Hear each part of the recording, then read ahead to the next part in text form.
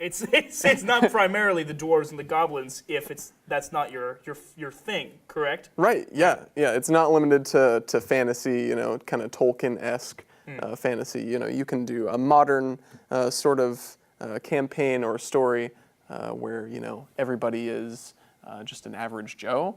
It's limitless, and that's the cool thing about it is like D&D is not it's limited by your imagination and your ability to like use that freedom that it gives you, and how well you can do that, because you can do anything. There is torchlight within, burning on several tall braziers. I would like to take this moment to perhaps cast a protective spell upon myself and my team You here. guys enter the shadowy room, and a voice calls out to you, "Welcome. I'm glad that you at last found me in my tall spire. I too want your heads, and not just for the pleasure, but because you killed her. My sister, she was killed by you three." And he kind of like, he stretches, and you can see him like shift and kind of twitch for a moment as he's trying to compose himself to continue giving his speech, as it were. If you'll remember, 5 years ago, you entered the town of Pravuka, and you did indeed protect that town from the Dark Lord. The Dark Lord's minions who had nested there. Well, we've protected...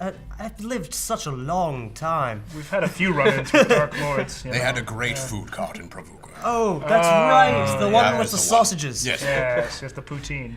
Enough of your banter! I grow tired of it. Oh, well, then you shouldn't have invited us in. Yeah, this is foolish. You killed her. You were there. In fact, you there. Your dagger on your hip. Look at it closely. It bears the insignia of... Look there. Oh. And that's what was used to murder her. Ah, the trinket. It's wonderful. So, what do you do anything with the dagger, or?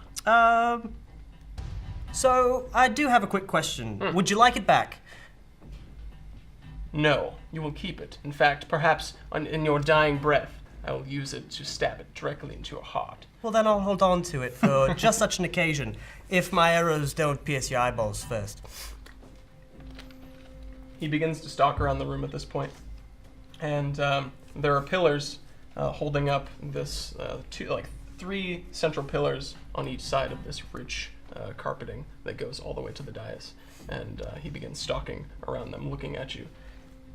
I worked for the Dark Lord. Yes, it's true, but I do not deserve your hatred. No one said anything about hating you. Yes, once again, it's really about the money. It's just about the money for you then. Mostly, and Well, the books. I mean, we have to the- eat. Yes. Yeah, he just wants your head for a trophy. It's not hate. We're just, businessmen. If you could just make it a little bit easier and go ahead and give up now, it would be great. It'd be simple. Much It's appreciated. For everyone involved. It's just we didn't want to be here. We just I mean, paid to really, be when it here. comes down to it, don't hate the player, hate the game.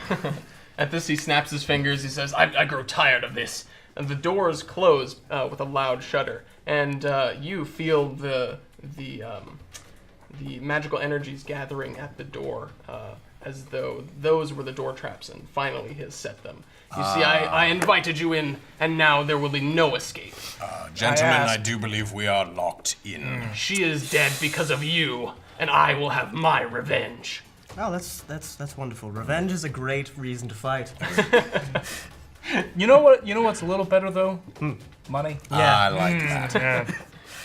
You will see soon enough. As he stalks he snaps his fingers again, and the torches, one by one, start snuffing out.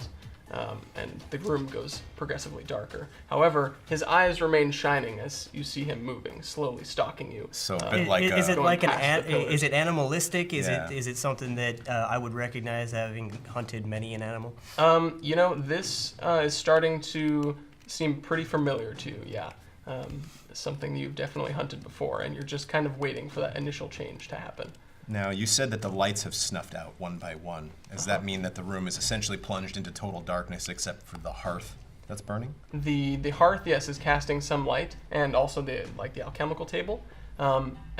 Very soon, though, the hearth winks out as well, and you're plunged into total darkness. In our experiences together, do I remember if my comrades can see in the dark or not?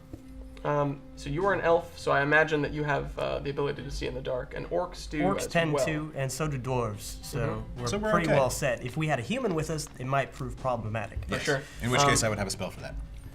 And once. Light. So as you're enveloped in total darkness, you're completely unaffected by this. You can still see him stalking, and you see his body like spasmodically twitching as he starts to low growl, emitting this low growl sound. Oh, this is what we've been waiting for, gentlemen.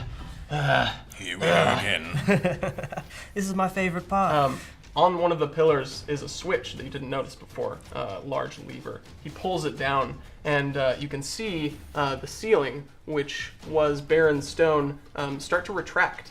And you, as a dwarf, also kind of get an idea. Maybe some orcish technology as well in this that has this design where this, with a pull of the lever, the ceiling can retract in order to let in more light. It's a fairly rich sort of high class, I guess. So in this case, he's letting in moonlight. In this case, he's letting in moonlight. Right. And you can see now the moon is indeed full. I've always wanted a skylight. I might just take this castle. And and as the moon envelops the room, brightening it slightly, you can see his change become more full as his skin starts to ripple, and the hair that is visible begins to grow out thicker and thicker, and his clothing begin to tear as his body kind of transforms and bulges in odd places. You can see as he starts this low growl that kind of turns into a high-pitched scream as his transformation completes. His snout, his face elongates into a snout, a dog-like snout, canine fangs ripping out from his gums, and his posture kind of hunkers down lower as this black hair kind of envelops his body. Tell you, no matter how many times I see it, it's still impressive. It's always a great time. Yeah. But on a side note, I think that's your cue.